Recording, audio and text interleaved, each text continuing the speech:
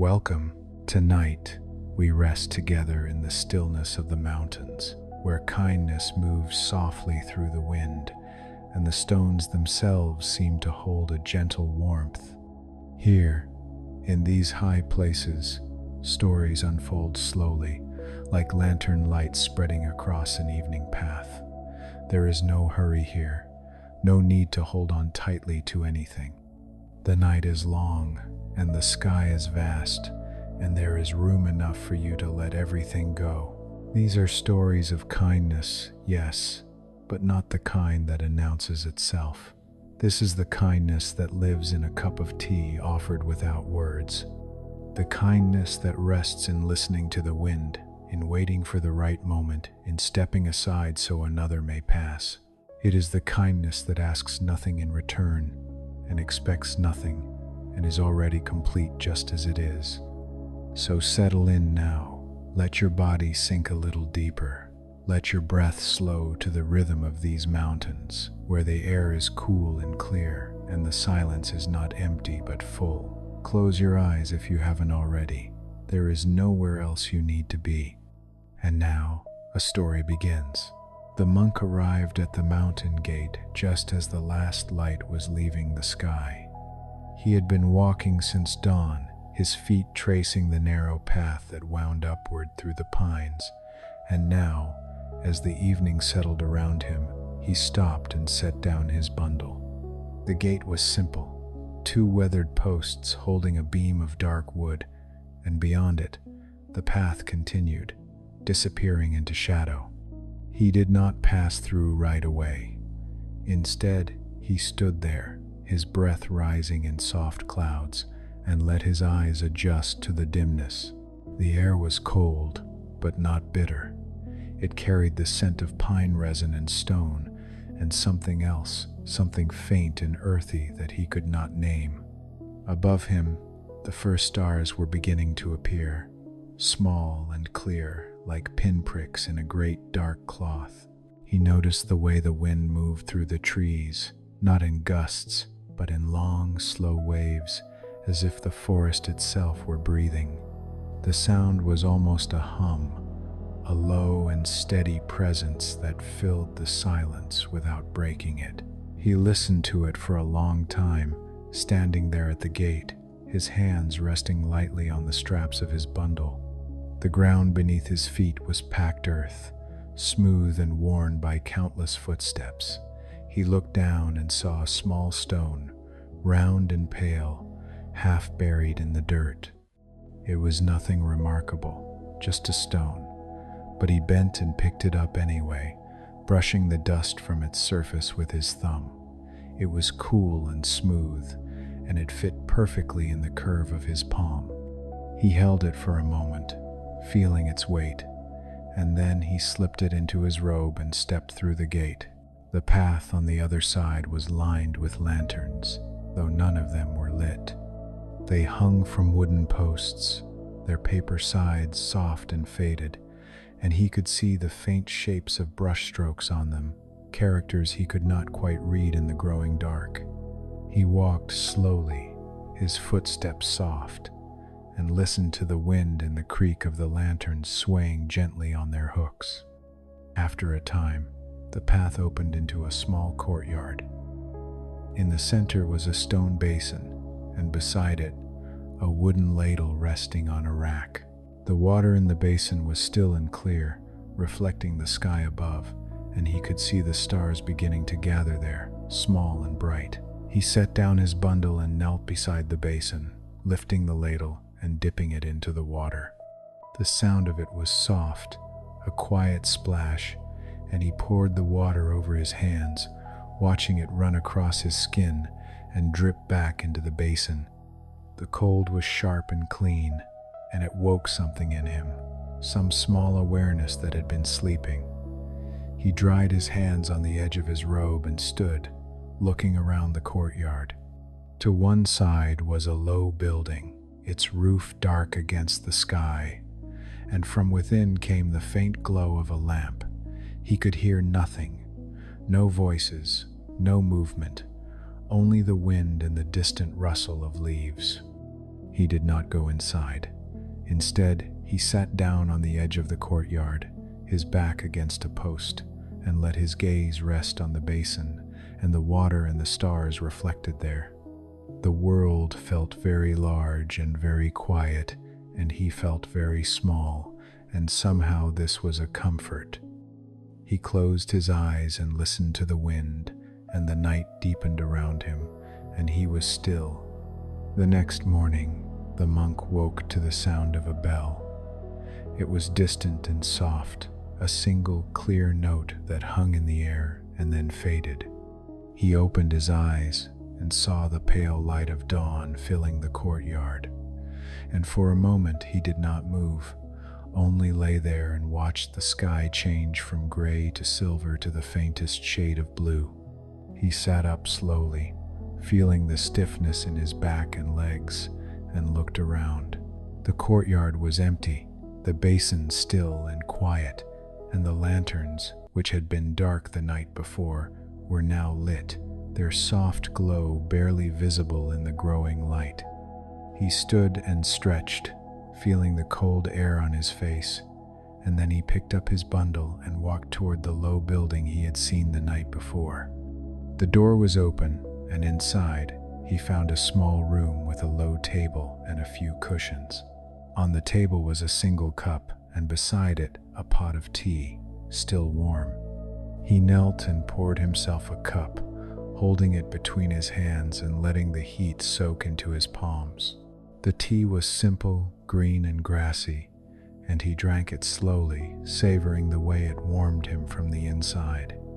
As he sat there, he noticed a small detail he had not seen before. On the edge of the table, half hidden by the shadow of the teapot, was a leaf. It was delicate and thin, with veins that branched out like rivers on a map, and it was the color of old gold, as if it had been touched by the first frost. He set down his cup and picked up the leaf, holding it up to the light that came through the open door. The light passed through it, turning it translucent, and he could see every tiny detail, every ridge and curve and fold. It was perfect, he thought, and also fragile, and also already letting go. He turned it slowly between his fingers, watching the way the light moved across its surface, and he felt something shift inside him, some small knot of worry that had been sitting in his chest for days. He thought about the tree the leaf had come from, somewhere on the mountain, and how it had held this leaf all through the spring and summer, and then, when the time came, had released it without struggle. The leaf had fallen, and the wind had carried it, and now it was here, on this table, in his hands, and soon it would crumble to dust and return to the earth. And all of this was exactly as it should be. He set the leaf down gently beside his cup and finished his tea. The room was very quiet, and he could hear the faint rustle of the wind outside and the distant sound of water running somewhere, a stream perhaps, or a fountain. He sat there for a long time, not thinking, only being, and the morning light grew brighter and filled the room with a soft, golden glow. After a while, the monk rose and stepped outside. The courtyard was now fully lit, and he could see the details he had missed the night before. There were small cracks in the stone, and moss growing in the shaded corners, and a wooden broom leaning against the wall. He walked over to the broom and picked it up, feeling the smooth handle in his hands, and then he began to sweep. He swept slowly, methodically, starting at one corner of the courtyard and working his way across. The broom made a soft, rhythmic sound as it moved across the stone, and he fell into the rhythm of it, letting his mind settle into the motion. There was dust and small twigs and a few fallen leaves, and he gathered them all into a small pile near the edge of the courtyard. As he swept, he noticed the way the light fell across the ground, the way the shadows shifted and changed with each passing minute. He noticed the texture of the stone beneath the broom, the way some parts were smooth and worn, and others rough and uneven. He noticed the way his breath moved in and out, steady and slow, and the way his muscles moved, familiar and easy. There was no goal to the sweeping, no destination. It was simply something that needed to be done, and so he did it, and in the doing, there was a kind of peace. The courtyard was already clean, or clean enough, but that didn't matter. What mattered was the act itself, the simple repetition, the feeling of being present in this moment, in this place, with this broom and this stone and this light. When he finished, he set the broom back against the wall and looked at the courtyard. It looked no different than it had before, perhaps, but he felt different, lighter, somehow, as if the sweeping had cleared something inside him as well. He smiled to himself, a small, quiet smile, and then he walked back to the low building and sat down on the step. The monk sat there for a long time, watching the day unfold. The sun climbed higher, and the shadows grew shorter, and the wind, which had been steady in the morning, began to ease. Birds sang in the trees beyond the courtyard, and once he saw a squirrel dart across the path, its tail flicking behind it. He watched it disappear into the underbrush, and then he turned his gaze back to the courtyard, to the basin and the lanterns and the stones. He thought about the people he had known, the ones he had left behind when he had chosen this path. He thought about his mother, who had wept when he told her he was leaving, and his father, who had said nothing, only nodded and turned away.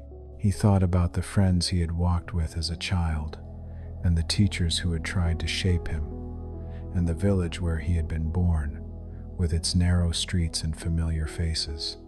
He did not miss them, exactly, but he held them gently in his mind, the way one might hold a photograph, a record of something that had been and was no more. He understood now that kindness was not always about being there, about staying close.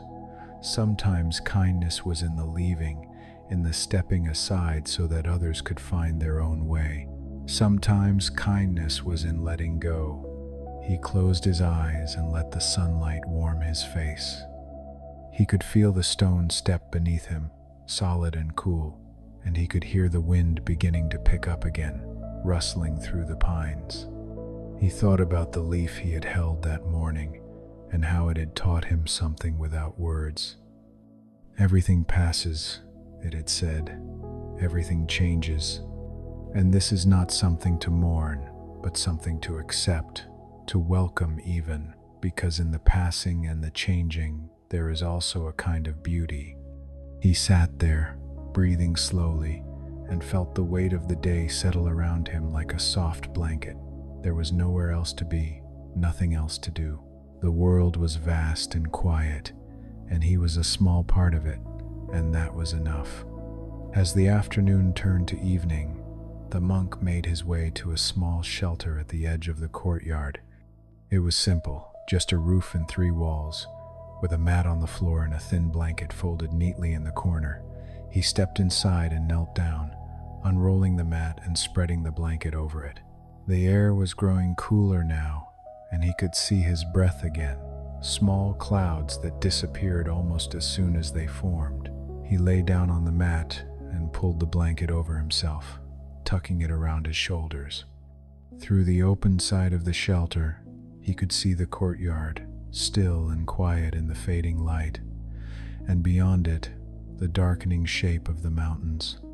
The stars were beginning to appear again, one by one, and he watched them for a while, his eyes growing heavy. He thought about the day, about the gate and the basin and the leaf and the broom.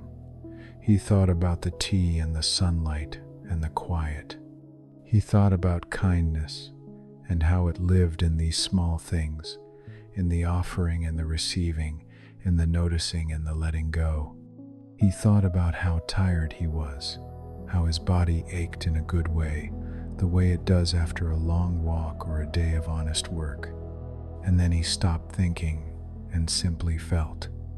He felt the coolness of the air on his face and the warmth of the blanket around him and the solid ground beneath him. He felt the stillness of the night and the vastness of the sky and the quiet presence of the mountains. He felt safe and small and held by something larger than himself. His breathing slowed, deepened, and his eyes closed. The courtyard faded, and the stars faded, and the world grew soft and dim. And as sleep came, he felt a last small flicker of gratitude, not for anything in particular, but for everything, for the simple fact of being here, in this moment, in this place, alive and at rest. And the night held him gently, and he slept. And somewhere not far from here, beneath the same sky, another quiet story waits to be told. There was a woman who lived alone in a small hut on the side of the mountain. She was not young, but she was not old either, and her days followed a rhythm that had been worn smooth by years of repetition. She woke with the dawn, and she slept when the stars came out, and in between, she tended to her small garden and fetched water from the stream and sat by the fire. She had come to the mountain many years ago, after a great sadness had emptied her life of all the things she had thought she needed. She had left behind a house and possessions and people who had once mattered, and she had walked up the mountain with nothing but a bundle on her back and a heart that felt too heavy to carry. But the mountain had taken her in, and over time the heaviness had eased, and she had learned to live in a new way, a quieter way, a way that asked very little and gave very much. On this particular evening, she stood at the edge of her garden and looked out at the valley below. The sun was setting, and the sky was filled with color, deep oranges and purples and pinks, and the light spilled across the land like something poured from a cup. She stood very still, her hands resting on the wooden fence that bordered her garden, and she watched the light change and shift and finally fade into blue. She could see the path that wound down the mountain, the same path she had climbed all those years ago, and she could see the shapes of the trees and the rooftops of the village far below, small and distant. She could see the smoke rising from chimneys, thin lines of gray against the darkening sky, and she could imagine the people there, sitting down to their evening meals, their voices soft and familiar. She did not miss it, the village, but she held it in her mind with a kind of tenderness, the way one might hold the memory of a song. She understood now that she had needed to leave, that the sadness she had carried could only be set down here, in this high place, where the air was thin and the world was wide and there was room enough to breathe. She turned from the fence and walked slowly back to her hut. The door was open, and inside, the fire was burning low, a small red glow in the hearth. She added a few sticks of wood, and the flames caught and began to dance, casting flickering shadows on the walls. She knelt beside the fire and held out her hands, letting the warmth soak into her skin. The hut was simple, just one room, with a sleeping mat in one corner and a low table in another. On the table was a cup, and beside it, a small clay pot where she kept her tea. She had very few things, and each of them had been chosen carefully, held in her hands and considered before being allowed to stay. The cup was smooth and plain, the color of old bone, and it fit perfectly in her palm. The pot was slightly chipped at the rim, but it held the tea leaves well, and she liked the way it felt, solid and real. She reached for the pot now and opened it, breathing in the scent of the tea inside. It was a simple blend, dried leaves she had gathered herself from the plants that grew wild on the mountain, and it smelled of earth and grass and something faintly sweet. She pinched a small amount between her fingers and dropped it into the cup, then poured hot water over it from the kettle that hung over the fire. The water turned pale green, and she watched it steep, the color deepening slowly. She did not rush. She sat there, cross-legged on the floor, and waited, her eyes on the cup, her breath steady. The fire crackled softly, and outside, the wind began to rise, a low murmur that moved through the trees. When the tea was ready, she lifted the cup and held it close to her face, letting the steam rise and warm her cheeks. She took a small sip, and the taste was clean and grassy, with a hint of bitterness that lingered on her tongue. She took another sip and another, and with each one, she felt herself settling, sinking deeper into the quiet of the evening. She thought about the days she had spent here, the countless mornings and afternoons and evenings that had passed, each one slightly different, each one the same. She thought about the garden and the way the plants grew slowly, pushing up through the soil, reaching toward the sun. She thought about the stream and the way the water ran clear and cold, always moving, always new. She thought about the people she had known before in the village. She thought about her mother, who had taught her to sew, and her father, who had shown her how to tend the earth. She thought about the friends she had laughed with, and the neighbors she had helped, and the life she had lived, which had felt, at the time, like the only life there was. And she thought about the sadness, the great hollow weight of it, and how it had filled her so completely that there had been no room for anything else. She did not know, even now, where it had come from, only that it had arrived one day and had not left, and that she had carried it with her like a stone in her chest, heavy and cold. But here, on the mountain, the stone had begun to crack, not all at once, but slowly, over years, through the simple repetition of her days, the fetching of water, the tending of the garden, the lighting of the fire, the drinking of tea.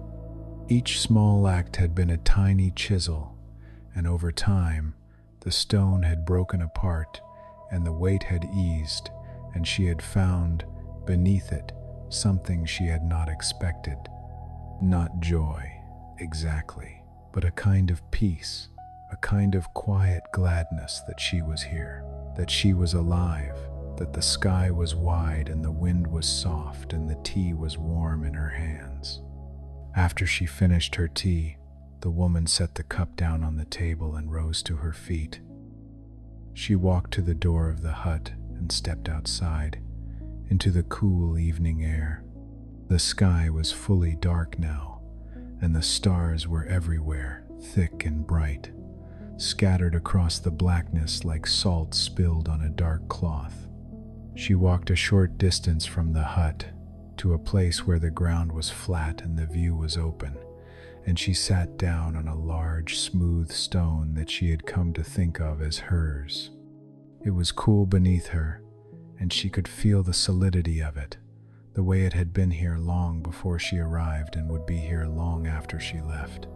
She looked up at the stars, and she let her eyes wander, tracing the shapes and patterns, the familiar constellations she had learned as a child. She thought about how far away they were, how ancient their light, and how, despite that distance, they still reached her, still touched her with their soft, steady glow. She thought about kindness and how it had found her here in unexpected ways.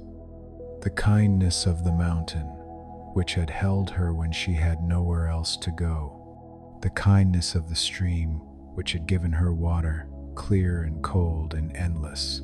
The kindness of the fire, which had warmed her on cold nights. And the kindness of the tea, which had soothed her when her thoughts were too loud. And she thought about her own kindness, the small acts she had performed without thinking, the way she tended her garden, not because she needed the food, but because she liked the feeling of her hands in the soil, the way she left water out for the birds and scattered seeds for the squirrels, and spoke softly to the trees as she passed. These were not grand gestures, not the kind of kindness that anyone would notice or remember, but they were real and they mattered, at least to her. She sat there for a long time, the night deepening around her, and she felt a great stillness settle over her, a stillness that was not empty but full of the sky and the stars and the wind and the mountains. She felt very small and very held and very much at home. Eventually, the cold began to seep into her bones, and she knew it was time to go inside. She stood slowly, her joints stiff, and walked back to the hut. Inside, the fire had burned down to embers, and she added a few more sticks, enough to keep it alive through the night. She unrolled her sleeping mat and lay down, pulling a thick blanket over herself. She lay on her back, looking up at the ceiling, which was dark and shadowed, and she listened to the sounds of the night, the wind in the trees, the crackle of the fire, the distant call of an owl. She listened, and she breathed, and she let herself sink into the warmth of the blanket and the softness of the mat. She thought about tomorrow, and how it would be much like today, and the day before, and all the days that had come before. She would wake with the dawn, and she would tend her garden, and she would fetch water, and she would sit by the fire, and she would be content, because contentment was not something that came from having more, but from needing less, from finding richness in the small and the simple and the still. Her eyes grew heavy, and her breathing slowed, and the thoughts that had been moving through her mind began to drift away, like leaves on a stream. She felt herself letting go, releasing the day, releasing the effort of being awake, and she sank deeper into the darkness, into the soft embrace of sleep. And as she drifted off, she felt a last flicker of gratitude, quiet and deep, for this hut and this mountain and this life she had found. And the night held her gently, and she slept, and the stars kept watch above, and all was well. And there, between silence and moonlight, another story unfolds. There was an old man who lived in a village at the base of the mountain. He was a carpenter, and his hands were strong and scarred from years of work, and his workshop smelled of sawdust and cedar and the faint sweetness of pine. He had lived in the village all his life, and he knew every family, every street, every tree, and he moved through his days with the ease of someone who has found his place in the world. But lately, something had been troubling him. His wife had died the winter before, and though he had mourned her, and though the grief had eventually softened, there was a loneliness now that he could not shake. It followed him through his days, a quiet shadow, and it sat with him in the evenings when the work was done and the house was too still. He did not speak of it to anyone. The villagers were kind, and they brought him food, and they stopped to talk when they saw him, but he could not find the words to tell them what he felt. So he carried it alone, this loneliness, and he worked, because work was something he understood, something that filled the hours and kept his hands busy. On this particular morning, he woke early, as he always did, and he dressed and walked to his workshop. The sun was just beginning to rise, and the air was cool and fresh, and he could hear the birds starting to sing in the trees. He unlocked the door and stepped inside, and the familiar smell of wood and oil greeted him, and he felt, for a moment, a small easing in his chest. He had a project waiting for him, a small table that a neighbor had asked him to make. It was to be a gift for a daughter who was getting married, and the neighbor had described it carefully, the size and the shape and the kind of wood, and the old man had listened and nodded and promised to do his best. He walked over to the workbench and looked at the pieces of wood he had already cut, smooth planks of cherry, rich and dark and smelling faintly of fruit. He ran his hand over the surface of one of the planks, feeling the grain beneath his palm, the way it rose and fell in gentle waves. He had chosen this wood carefully, looking through his stock until he found pieces that were straight and clear, with a grain that would be beautiful when oiled and polished. He picked up the plank and carried it to the bench, setting it down and securing it with clamps. Then he reached for his plane, a tool he had owned for decades, its wooden handle worn smooth by his hands. He adjusted the blade, testing it with his thumb, and then he began to work. The plane moved across the wood with a soft, rhythmic sound, a whisper and a sigh, and thin curls of wood began to peel away, falling to the floor like ribbons. He worked slowly, methodically, checking the surface with his hand, feeling for any rough spots, any imperfections. The smell of the wood grew stronger as he worked, sweet and clean, and he breathed it in, letting it fill his lungs. As the old man planed, he found his mind beginning to quiet.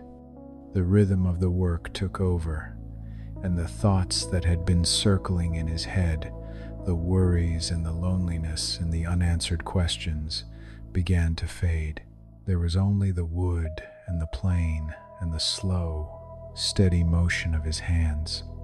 He thought about his wife and how she used to come to the workshop in the afternoons, bringing him tea and sitting on the stool in the corner, watching him work. She never said much, but her presence had been a comfort, a quiet companionship that he had taken for granted until it was gone. He missed her, not in a loud, aching way, but in a soft, persistent way, the way one might miss the sun on a cloudy day. But as he worked, he realized something.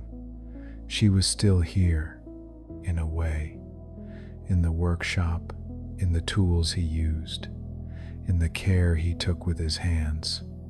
She had taught him, through her own quiet kindness, to pay attention, to notice the small things, to take his time. And he was doing that now. With this table, with these pieces of wood, with every stroke of the plane. He set down the plane and ran his hand over the wood again. It was smooth now, almost silky, and he could see the grain clearly, the way it flowed and curved like water. He smiled to himself, a small, private smile, and he thought about the daughter who would receive this table and how she would use it, and how, perhaps, it would become a part of her life, a small piece of beauty and care that she could pass on to her own children someday. He picked up another plank and began to plane it, and the work continued, slow and steady, and the morning light grew brighter, filling the workshop with a soft, golden glow. By midday, the old man had finished planing all the pieces, and he stood back to look at them, laid out on the workbench in the order they would be joined. They were beautiful, he thought, the wood rich and warm, the grain clear and flowing. He felt a small swell of pride, not in himself, but in the wood, in the tree it had come from, in the years it had grown and the strength it had gained. He decided to take a break and stepped outside into the sunlight. The village was quiet, most people inside eating their midday meal, and he walked slowly through the streets, his hands in his pockets, his eyes wandering over the familiar sights. He passed the well and the small shrine at the edge of the square, and the old stone wall that marked the boundary of the village. As he walked, he thought about kindness and how it had appeared in his life in unexpected ways. The neighbor who had asked him to make the table, trusting him with something important. The friends who had sat with him in the evenings after his wife died, saying little but being there. The children who ran past him in the street, their laughter bright and careless, reminding him that life went on, that there was still joy in the world. and he thought about the kindness he could offer, the kindness of doing his work well, of putting care into every cut and every joint, of making something that would last, that would be useful and beautiful and loved. This was not a small thing, he realized. This was a way of giving, a way of saying, without words, that he cared, that he was still here, that he still had something to offer. He walked back to the workshop, feeling lighter, and he picked up his tools and began to assemble the table. He worked carefully, drilling holes for the pegs, fitting the pieces together, checking and rechecking to make sure everything was square and tight. The work was slow, but he did not mind. Slow was good. Slow meant careful. Slow meant paying attention. As the afternoon turned to evening, the old man finished the assembly and stepped back to look at the table. It stood on the workshop floor, simple and strong, the wood glowing in the fading light. He ran his hand over the surface, feeling the smoothness, the solidity, and he felt a deep satisfaction, a quiet pride that had nothing to do with ego and everything to do with work well done. He thought about the neighbor and the daughter, and how the table would find its place in their home. He thought about the meals that would be shared around it, the conversations that would happen, the memories that would be made, and he thought about how, in some small way, he would be a part of that, even though he would never see it, even though they might never think of him again. This was kindness, he thought, this quiet giving, this offering without expectation, this making something good and letting it go. He cleaned his tools and put them away, sweeping the sawdust into a pile and setting it aside for kindling. Then he locked the workshop door and walked home, through the quiet streets, under the darkening sky. At home, the old man lit a small fire and made himself a simple meal. He sat at his own table, much older and more worn than the one he had just made, and he ate slowly, chewing carefully, tasting the food. After he finished, he washed his bowl and cup and set them aside to dry, and then he sat by the fire, watching the flames. He thought about the day and the work and the quiet satisfaction he felt. He thought about his wife and how she would have liked the table, how she would have run her hands over it and smiled and told him it was beautiful. He thought about the loneliness which was still there, but which felt somehow a little lighter, a little easier to carry. He realized that he was not alone.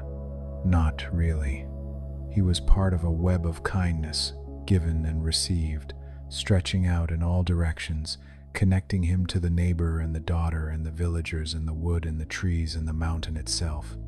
He was held by this web, supported by it, and he had a place in it, a small but real place, and that was enough. He sat there until the fire burned low, and then he banked the coals and made his way to his sleeping mat.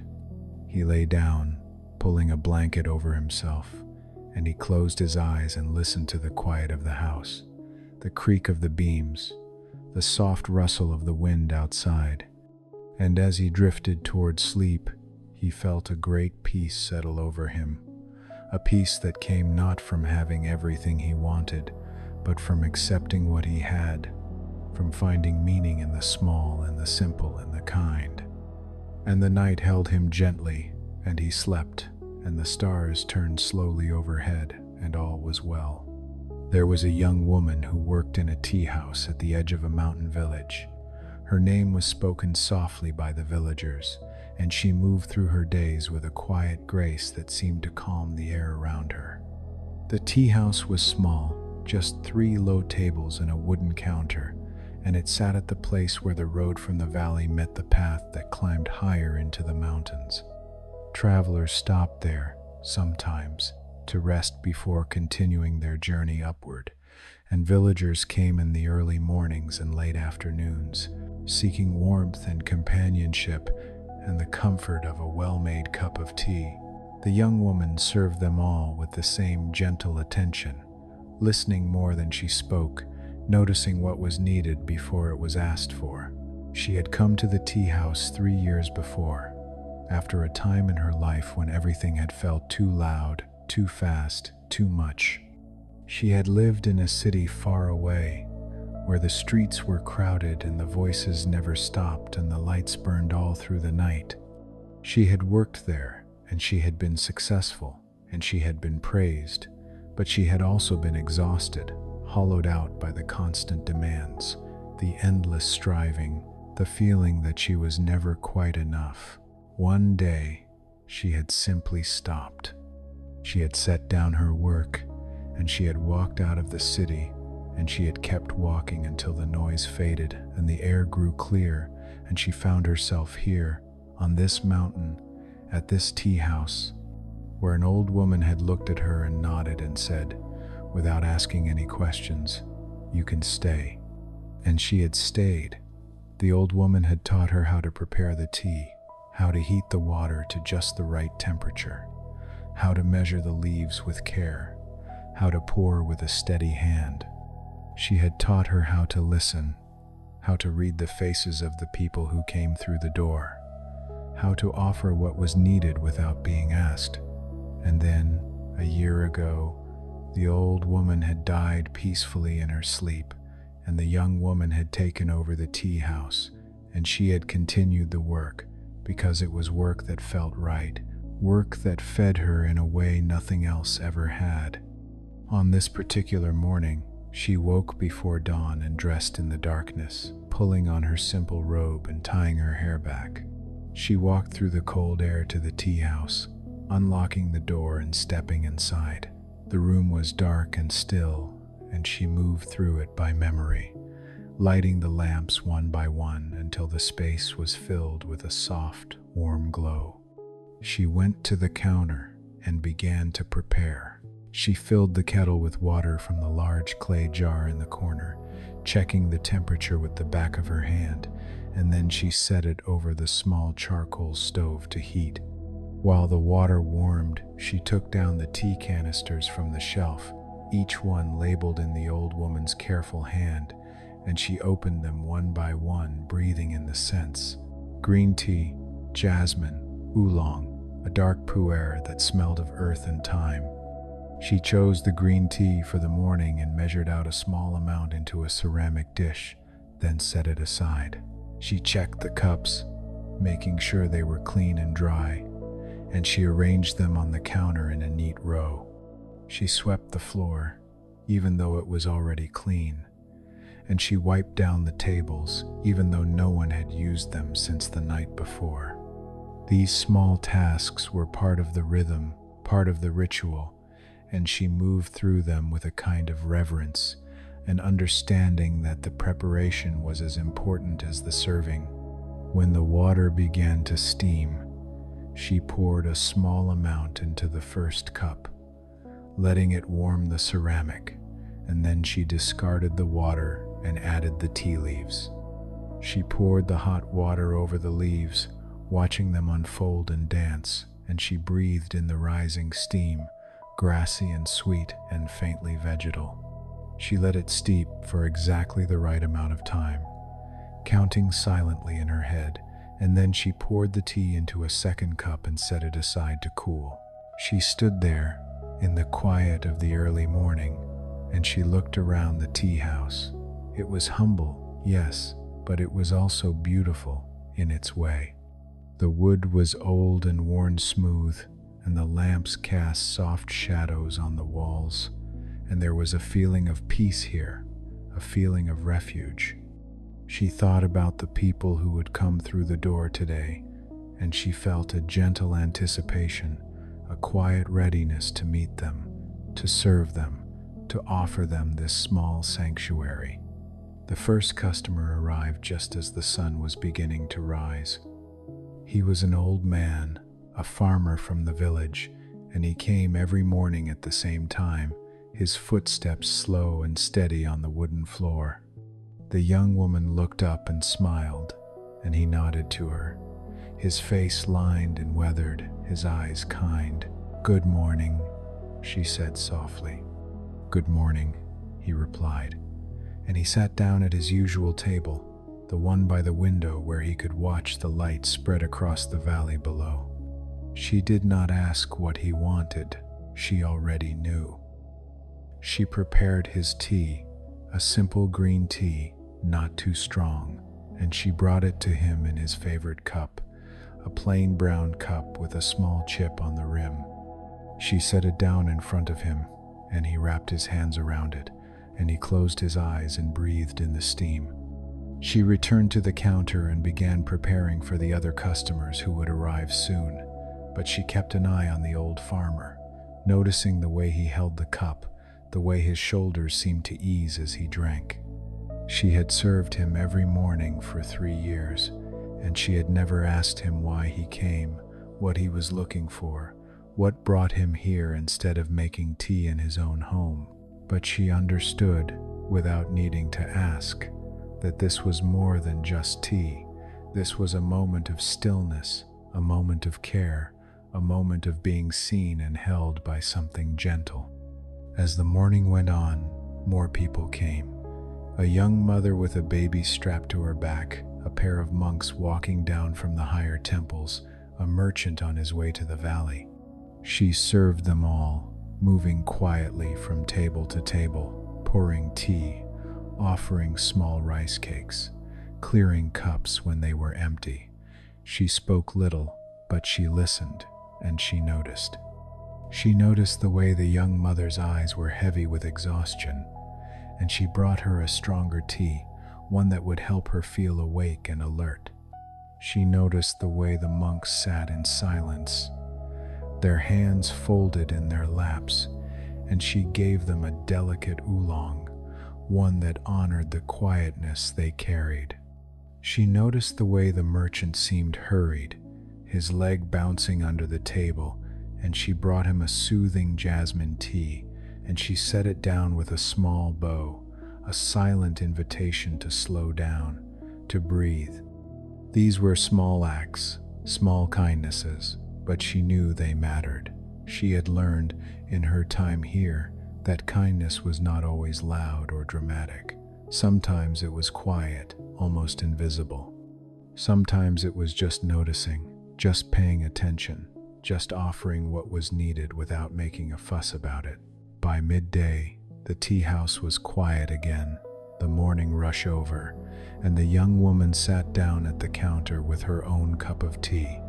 She had made it for herself, a simple green tea, the same one she had made for the old farmer, and she held it in her hands and looked out the window at the mountains.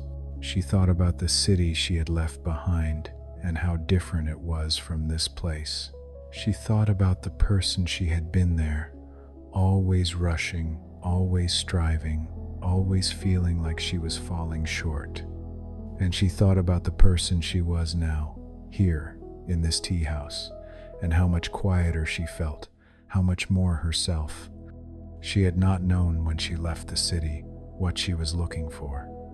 She had only known that she needed to leave, that she could not continue living the way she had been living. But now, sitting here with her tea, she understood that what she had been looking for was this: simplicity, presence, the feeling of being useful in a small, honest way. She thought about the old woman who had taught her, and the kindness she had shown by taking her in without questions, without judgment. The old woman had never asked her where she had come from or why she had come, and she had never made her feel like she needed to explain herself. She had simply given her work to do, and a place to sleep, and tea to drink, and time to heal. And the young woman had healed, not all at once, but slowly, over months and years, through the repetition of these small tasks. The heating of the water, the measuring of the leaves, the pouring of the tea. Each act had been a stitch, mending something inside her that had been torn, and now she felt whole again, or at least more whole than she had been. She finished her tea and stood, washing the cup and setting it aside to dry. There was still work to do, preparations for the afternoon, and she moved back into the rhythm of it, grateful for the work, grateful for the tea house, grateful for this life she had found. As the afternoon turned to evening, the light began to soften, and the young woman lit the lamps again, one by one. A few more customers came, and she served them with the same quiet care. And then, as the last of the light faded from the sky, she closed the door and began to clean. She wiped down the tables and swept the floor and washed the cups, arranging them on the shelf in neat rows. She checked the tea canisters and made a note of which ones were running low, and she banked the fire in the stove, making sure the coals would stay warm through the night. And then she stood in the center of the tea house and looked around, taking in the stillness, the peace. She thought about the people who had come through the door that day and the small moments of connection they had shared. The old farmer and his quiet gratitude, the young mother and her tired smile, the monks and their deep bows, the merchant and the way he had slowed down just a little as he drank his tea. These were not grand gestures, not the kind of kindness that anyone would write about or remember, but they were real, and they mattered, and she felt honored to be able to offer them. This was her work, her calling, and she did it with love, not because anyone asked her to, but because it felt right, because it filled her, because it was enough. She stepped outside and locked the door, and she stood for a moment in the cool evening air, looking up at the mountains. The stars were beginning to appear, and the wind was soft, and she could hear the distant sound of water running somewhere, a stream or a spring, steady and constant. She walked home slowly, through the quiet village, and when she reached her small room, she lit a candle and sat down on her mat. She thought about the day, and the tea, and the people, and she felt a deep contentment, a quiet joy that had nothing to do with achievement or recognition or success. It was simply the joy of being here, of doing this work, of offering kindness in the only way she knew how. She lay down on her mat and pulled a blanket over herself, and she closed her eyes and listened to the night, the wind in the trees, the creak of the wooden beams, the soft rustle of leaves. She listened, and she breathed, and she let herself sink into the warmth and the darkness. She thought about tomorrow and how it would be much like today. She would wake before dawn, and she would go to the tea house, and she would heat the water and measure the leaves and pour the tea, and she would serve whoever came through the door with care and attention and kindness, and she would find, in that simple repetition, a deep and abiding peace. Her breathing slowed, and her thoughts began to drift, and she felt herself letting go, releasing the day, releasing the effort of being awake. And as she drifted towards sleep, she felt a last small flicker of gratitude, not for anything grand or extraordinary, but for the simple, quiet beauty of this life she had found. And the night held her gently, and she slept, and the stars kept watch above, and all was well. And beneath the same wide sky, where the wind carries stories from peak to valley, another quiet tale begins to unfold. There was a boy who lived with his grandfather in a small house near the river. The boy was perhaps 10 years old, with quick eyes and restless hands, and his grandfather was old and slow, his back bent from years of work, his hair white as snow. They lived simply, the two of them, tending a small vegetable garden and fishing in the river when the weather was good. The boy loved his grandfather, but he was also impatient.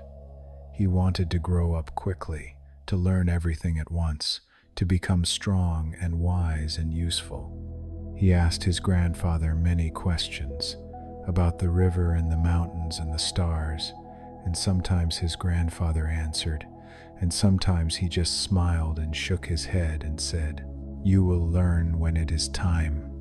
This frustrated the boy, who felt that time was already passing too slowly, and who could not understand why his grandfather would not just tell him everything he wanted to know. But he was a good boy, and he loved his grandfather, and so he tried to be patient, even though patience did not come easily to him. On this particular morning, the boy woke early and found his grandfather already awake, sitting on the porch and looking out at the river. The sun was just beginning to rise, and the water was silver and still, reflecting the pale sky. The boy sat down beside his grandfather, and they sat in silence for a while, watching the light change. After a time, the grandfather spoke. "Come," he said, "I want to show you something." The boy jumped up, eager, and followed his grandfather down the path that led to the river. They walked slowly, the grandfather's steps careful on the uneven ground, and the boy had to hold himself back from running ahead. When they reached the river bank, the grandfather stopped and pointed to a small pile of stones near the water's edge. "Do you see these stones?" he asked. The boy looked. They were just stones, smooth and round, worn by the water, nothing special. "Yes, grandfather," he said. "I want you to build something with them," the grandfather said. "Build what?" the boy asked. "Whatever you like," the grandfather said. "But take your time. Do not rush." The boy frowned. This did not sound like much of a lesson, but he did not want to disappoint his grandfather, so he knelt down by the stones and began to sort through them. He picked up one, then another, feeling their weight, their coolness, their texture. Some were smooth, and some were rough, and some had flecks of color running through them. He decided to build a small tower, and he began to stack the stones one on top of the other. But they were round, and they did not want to stay put, and the tower kept falling over. He tried again, and each time the stones tumbled down, and he felt his frustration growing. His grandfather sat on a rock nearby, watching, saying nothing.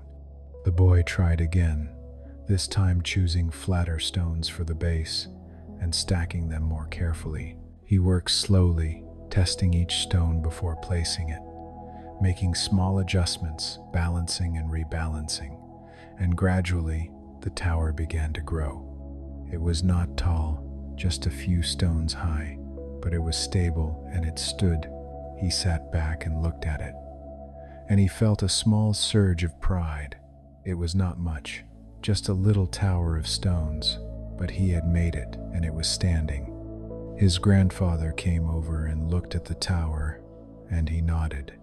"Good," he said. "Now, knock it down." The boy stared at him. "What? Knock it down?"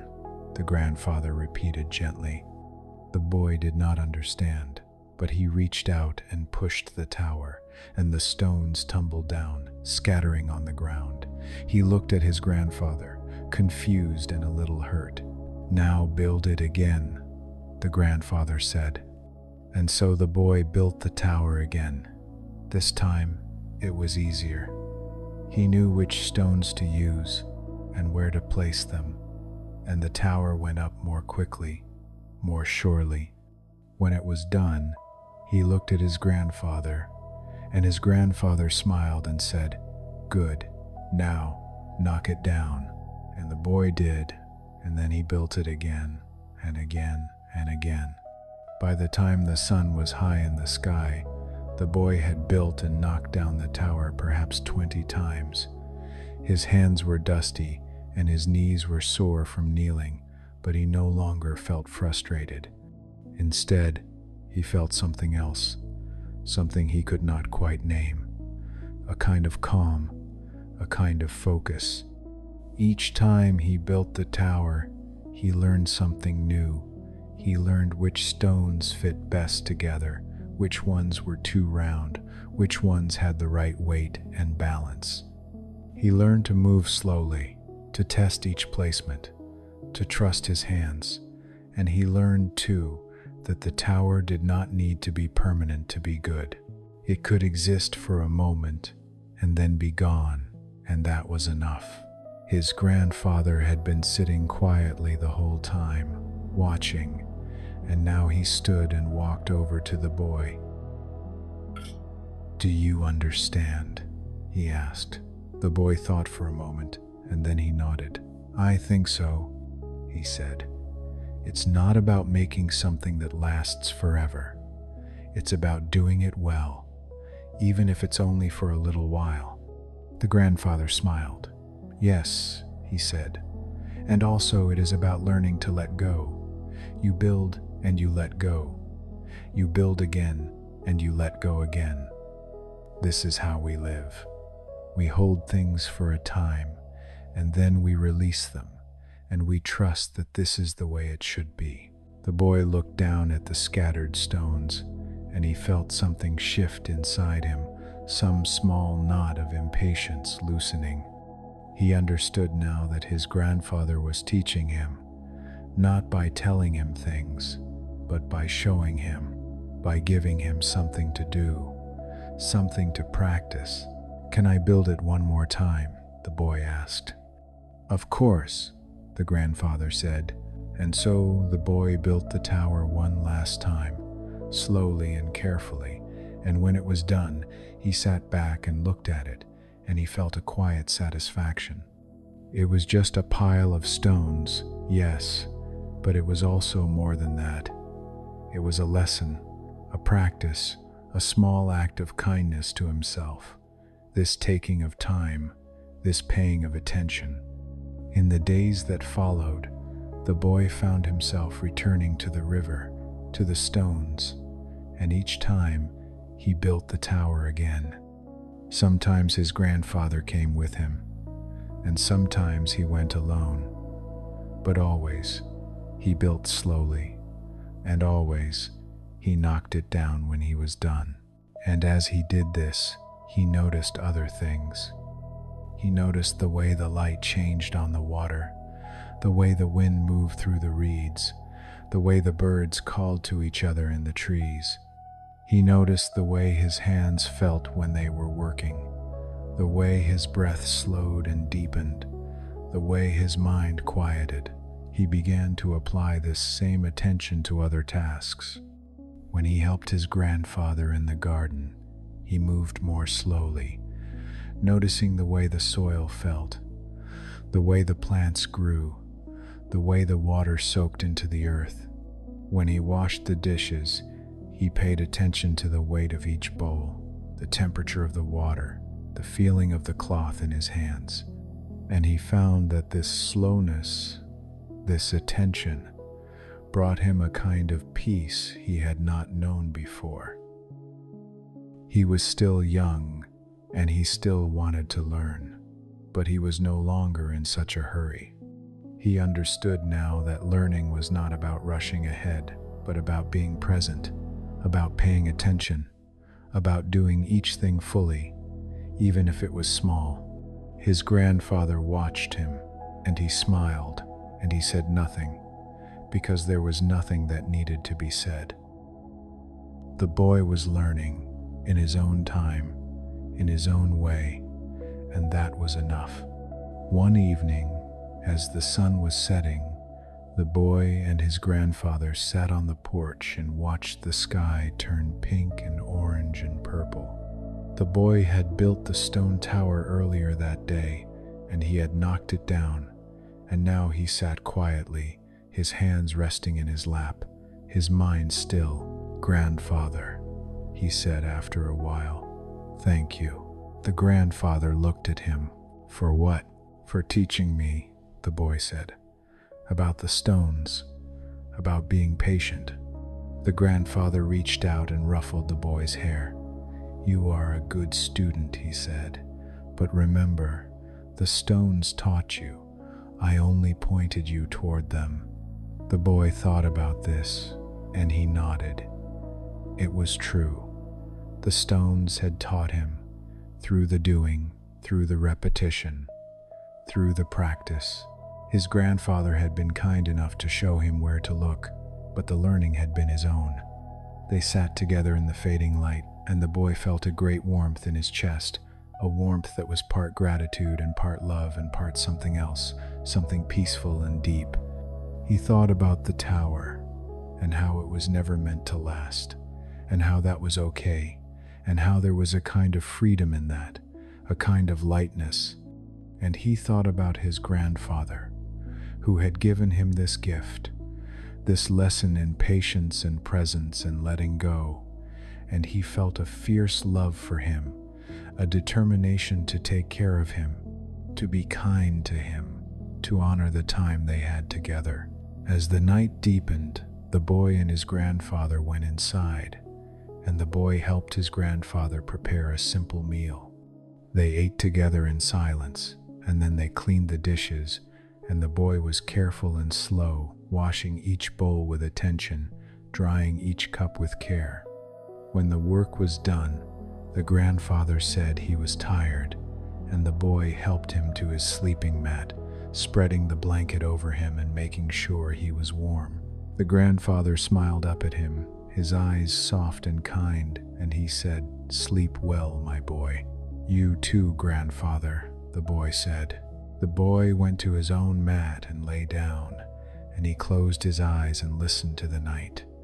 He could hear the river in the distance, a soft murmur, and he could hear his grandfather's breathing, slow and steady, and he felt safe and held and loved. He thought about the stones and the tower and the lesson he had learned. He thought about kindness and how it could be given in so many ways, not just through words or gifts, but through patience, through presence, through showing someone where to look and then stepping back and letting them learn. And as he drifted towards sleep, he felt a deep peace settle over him, a peace that came from knowing he was loved and that he was learning and that there was time, so much time, to grow and to become. And the night held him gently, and he slept, and the river ran on, and all was well. And now, the final story, whispered softly as the stars gather and the world turns toward rest. There was a woman who had spent her whole life caring for others. She had raised children and tended to sick parents and helped neighbors and given until she felt there was nothing left. Now, her children were grown and gone, her parents had passed, and her neighbors no longer needed her the way they once had, and she found herself alone in a small house that felt too big and too quiet.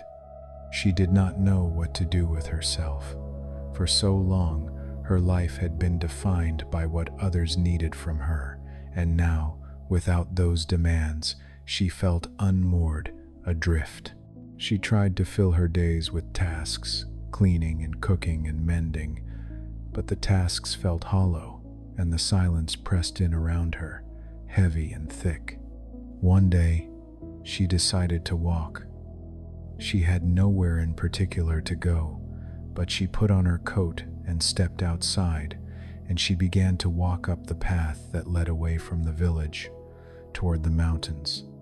She walked slowly, her legs stiff from disuse, and she let her eyes wander over the landscape, taking in the trees and the rocks and the sky. As she walked, she felt something begin to ease inside her. The tightness in her chest loosened, and the thoughts that had been circling in her mind began to quiet. There was something about the walking, the simple repetition of putting one foot in front of the other, that soothed her in a way nothing else had. She walked for a long time, until she came to a place where the path opened onto a small clearing. In the center of the clearing was a large, flat rock, and she sat down on it, breathing hard, her legs trembling.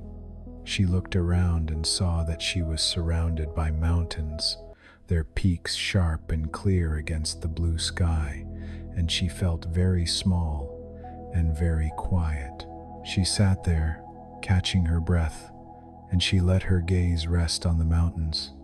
They were so still, so solid, and she felt a kind of awe at their presence, at the way they had been here long before she was born and would be here long after she was gone. They asked nothing of her, expected nothing, and in their stillness, she found a kind of permission to simply be. She closed her eyes and listened. She could hear the wind moving through the trees, a soft, constant sound, and she could hear birds calling to each other, their voices bright and clear. She could hear her own breath, slow and deep, and she could hear her heart, steady and strong. And as she sat there, she began to notice something. A feeling, very small at first, like a tiny flame flickering to life. It was not happiness, exactly, but something quieter, something softer. It was a sense of okayness, a sense that she was here and she was alive, and that was enough. The woman sat on the rock for a long time, letting the feeling grow. She thought about her life, about all the years she had spent caring for others, and she felt a kind of gratitude for those years, for the love she had given and the love she had received. But she also felt a sadness, a recognition that she had lost herself somewhere along the way, that she had forgotten what it felt like to simply be, without the weight of someone else's needs pressing on her. She thought about what it would mean to care for herself now, in the same way she had cared for others. What would that look like? She did not know, but she thought it might start here, with this. With sitting on a rock and listening to the wind and letting herself feel small and quiet and okay. She thought about kindness and how she had always believed it was something you gave to others, but now she wondered if it was also something you could give to yourself. A kind word, a moment of rest, permission to stop trying so hard. She opened her eyes and looked down at her hands, resting in her lap. They were old hands now, lined and worn, and she felt a sudden tenderness for them, for all the work they had done, all the meals they had cooked, and the clothes they had washed, and the foreheads they had soothed. They deserved rest, she thought. They deserved gentleness. She stood slowly, her legs still shaky, and she began to walk back down the path. But she walked differently now, more slowly, more carefully, paying attention to the way her feet touched the ground, the way her body moved. She noticed the light filtering through the trees, the way it dappled the path, and she noticed the small flowers growing at the edge of the trail, delicate and bright. And as she walked, she felt the small flame inside her grow a little brighter, a little warmer, and she thought, maybe this is how I begin. Maybe this is how I learn to care for myself. One step at a time, one small act of kindness at a time. When the woman returned home, the house no longer felt quite so empty. She lit a fire in the hearth and made herself a cup of tea, and she sat in her favorite chair and drank it slowly, savoring the warmth, the taste. She did not rush to fill the silence with tasks or worries. She simply sat and drank her tea and let herself be. In the days that followed, she continued to walk. Each day, she would put on her coat and step outside, and she would walk up the path toward the mountains. Sometimes she went all the way to the clearing, and sometimes she stopped halfway, sitting on a fallen log or a patch of soft grass. It did not matter how far she went. What mattered was the walking itself, the movement, the attention, and as she walked, she began to notice other things. She began to notice the changing of the seasons, the way the leaves turned from green to gold to brown. She began to notice the animals, the squirrels and the birds and the deer that moved through the forest. She began to notice her own thoughts, the way they rose and fell like waves, and she learned to let them come and go without holding on to them too tightly. She also began to do small things for herself at home. She made meals that she enjoyed, not just meals that were quick or easy. She bought flowers from the market and put them in a vase on her table. She took long baths, and she read books, and she sat by the fire and did nothing at all. These were small acts, small kindnesses, but they added up, and over time, she felt herself changing. The heaviness that had weighed on her began to lift, and in its place, she found a kind of lightness, a kind of ease. She was learning, slowly, to be her own companion, to offer herself the same care and attention she had always given to others. One evening, as the woman sat by the fire with her tea, she thought about the clearing on the mountain and the rock where she had sat, and the feeling that had begun there, that small flame of okayness. She thought about how far she had come, not in distance, but in understanding, and she felt a deep gratitude for the journey, for the walking, for the quiet moments of noticing and being. She thought about kindness and how it had taken so many forms in her life. The kindness she had given to her children, to her parents, to her neighbors. The kindness others had given to her, in small ways and large. And now, the kindness she was learning to give to herself. She realized that kindness was not finite, not something that could be used up. It was more like the flame in the hearth, something that could be tended and fed and kept alive, something that could warm not just others, but herself as well. And she saw now that caring for herself was not selfish, but necessary, a way of refilling the well so that she could continue to be present, to be alive, to be kind. She finished her tea and set the cup down, and she sat for a while longer, watching the fire.